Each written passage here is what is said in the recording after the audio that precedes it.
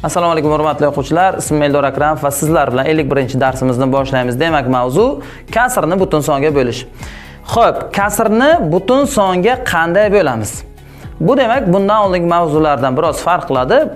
Bunaqa holatda, ya'ni kasrni butun songa bo'lganda, butun sonning mahrajiga o'zimizdan 1 yozib olamiz. Masalan, 3 bo'ladigan bo'lsa, butun sonimiz 3 taqsim 1 deb olamiz.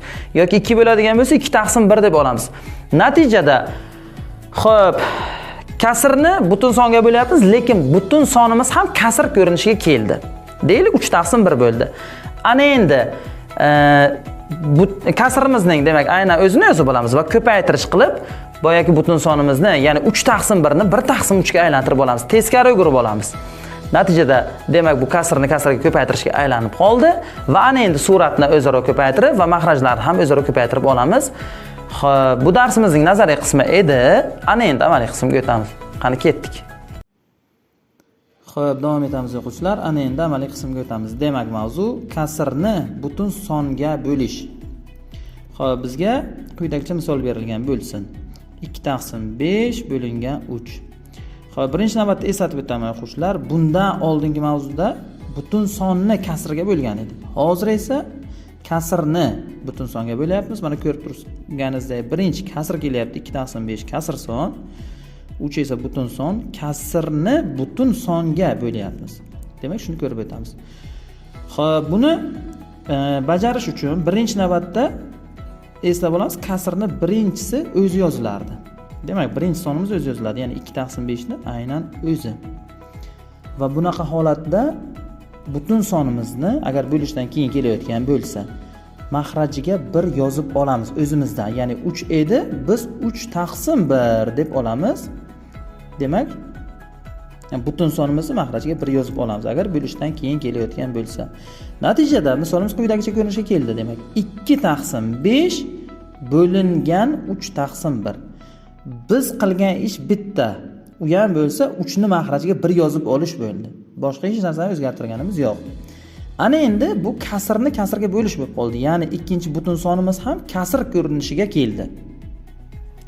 Xo'p, ana endi kasrni kasrga bo'lish qoidasiga ko'ra, birinchi kasrni o'zini yozilardi. Demak, mana 2 taqsim 5 ni o'zi va ko'paytirilgan ikkinchi kasrni teskariga o'girardi. Ya'ni 3 taqsim 1 bo'lsa, ko'paytirilgan bo'lgandan keyin teskariga o'girilib 1 taqsim 3 bo'lar ekan demak. Demak, birinchi kasrimiz o'zi 2 taqsim 5, ko'paytirilgan ikkinchi kasrimiz teskari bo'ldi, 1 taqsim 3 bo'lib qoldi. Ana endi qisqarsa qisqartiramiz, bu yerda qisqarmaydi kasrimiz demak.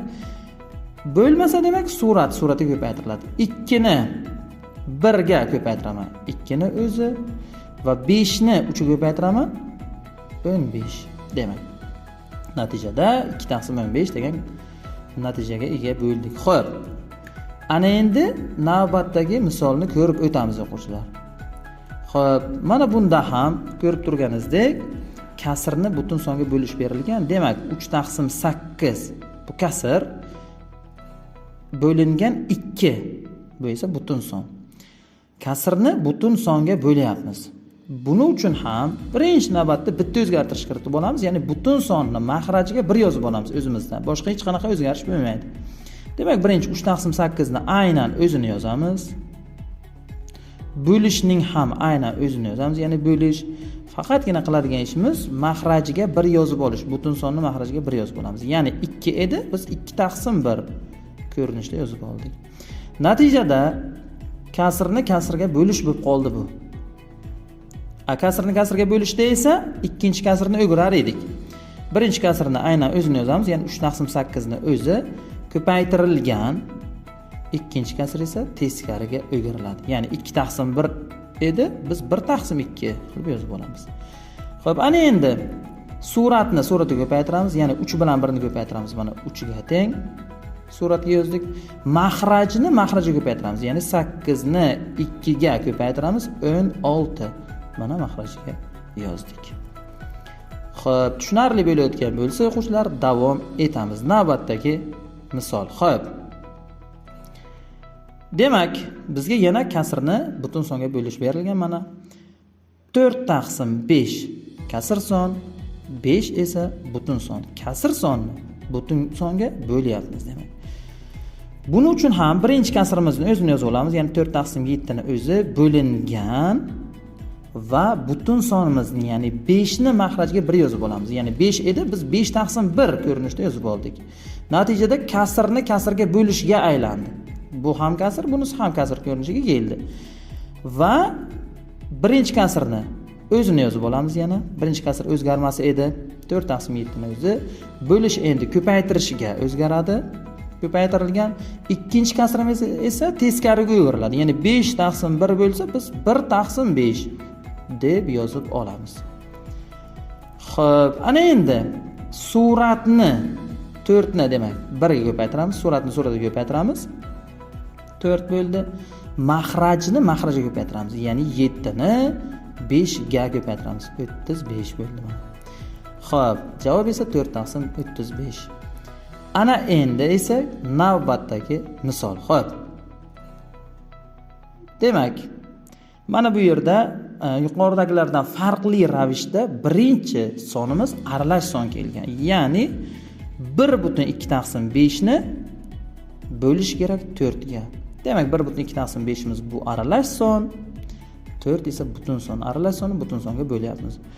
Birinchi navbatda nima qilib olamiz? Aralash sonni albatta noto'g'ri kasrga aylantiramiz. Ya'ni 1/2 taqsim 5 ni noto'g'ri kasrga aylantiramiz.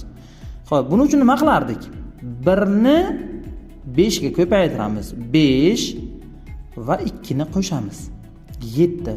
Mana 7 deb suratga yozdik. Mahrajda esa 5 ning o'zi. Mana 5.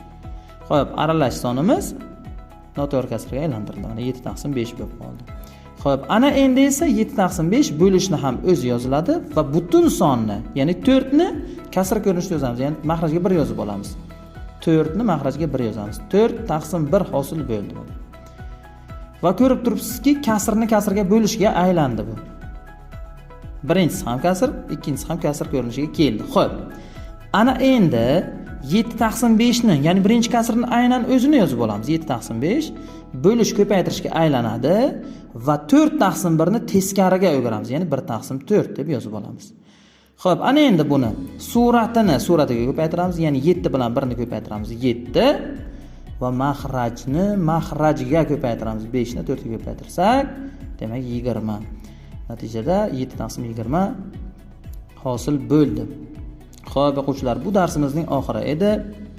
Birinchi navbatda darsimizni kamida 10 marotaba ko'rishingizni maslahat beraman. Shunda ham qanaqadir savollar bo'ladigan bo'lsa, ushbu raqamga Telegram orqali savollaringizni yo'llashingiz mumkin va men barcha savollaringizga javob berishga harakat qilib ko'raman.